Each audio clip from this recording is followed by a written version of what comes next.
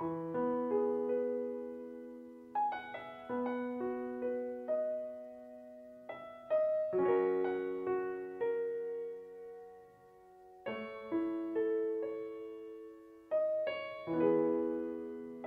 came to visit a couple friends here with the kids once, and like Asheville's really great.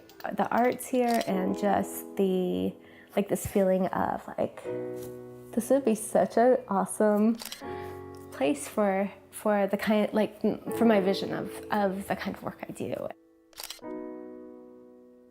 Applying for the apartments here was a little like, I was like, I don't know if I want to do that.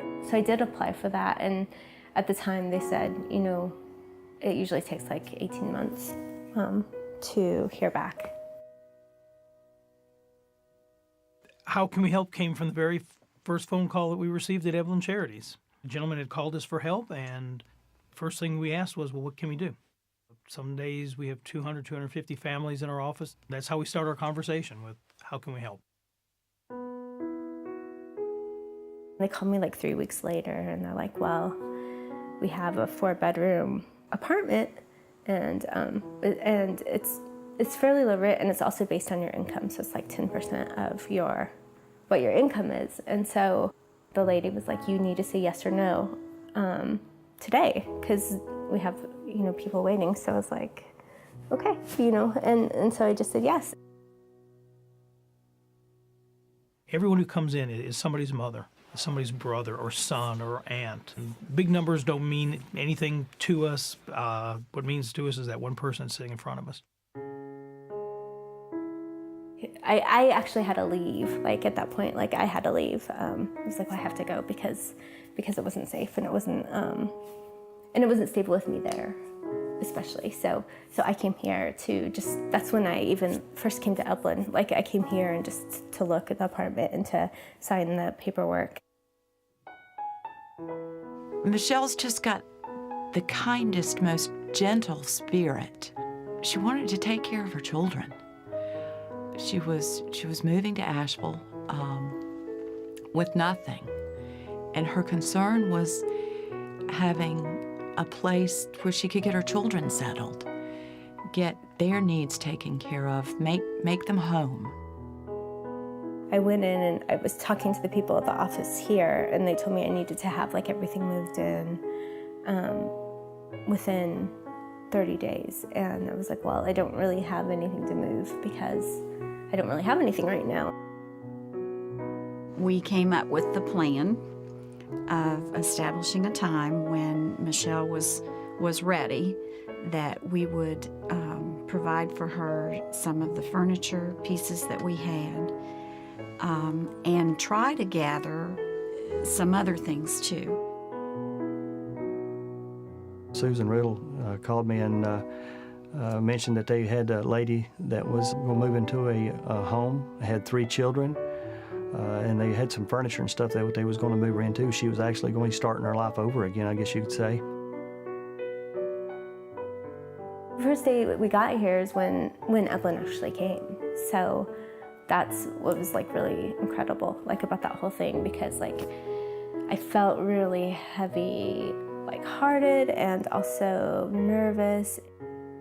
Maybe we'd been here an hour when they came, you know, like they had like 3 trucks, and which was also surprising. And then they had like 10 people or something, like this amazing amount of people, and then they just all started carrying stuff in.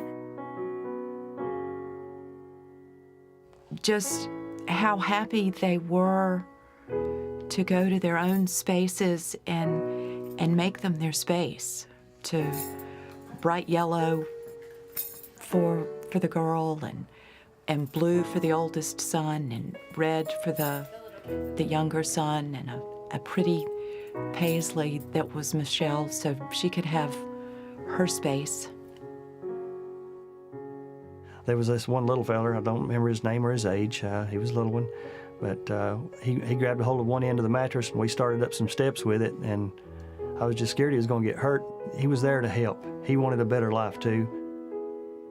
So I was like, well, no, we're not gonna worry about TV. We don't need it. And so they're just like, oh, oh, they gave us a TV. And Trey was like, they're all angels. It was so funny. He was just in awe. He had no idea that when we left that day, that he would be sitting in front of a TV and watching a TV. That just was such a gift to him, and you could see it. It felt really sweet to me to see them so in awe of like how nice people can be. Just that, the example of Max being like, God, it makes me want to get a job right now so that I can donate them $1,000. I felt like that day that those children felt like it was Christmas morning. It's like anything that's similar to a death, sort of. Like there's suddenly like a huge loss. The regularity of like being a family, doing family things together, or a loss of that relationship. Suddenly, like, all of this undergirdle of support, like just the basic living things, and making that smooth was like enough to be like, that alone can give me the energy to actually like follow through and do like all these things that I actually really mean to and want to, and I don't have to worry about like this really basic stuff, and I can move through it.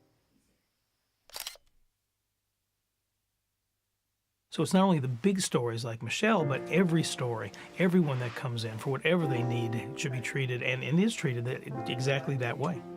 So many times when you walk into an environment like that, it's like take a number, sit and wait. And the environment at Eblen is not like that at all. It's like you have opened your home.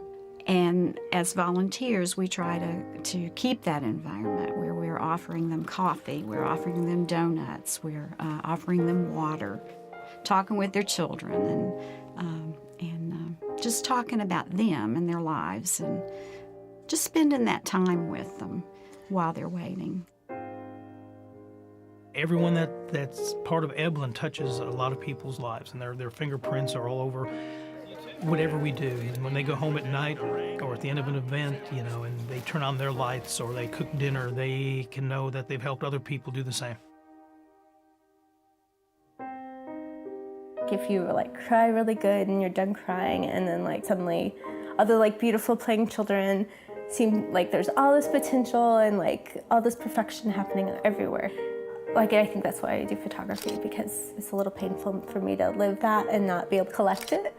So then on the flip side, there's this overwhelming like wow for everything. The common thread that ties all these different people together and all their needs together is just that we want to help. We need to get these folks back on their feet, out of their crisis, if at all possible, to get them sustained so that they can take care of their families and go to work, be good employees and parents and family members and students. I don't know that second chance is exactly the right word. Maybe because chance sounds like it's just a chance, but it doesn't really feel like that. It just feels like, yeah, it feels more foundational than that.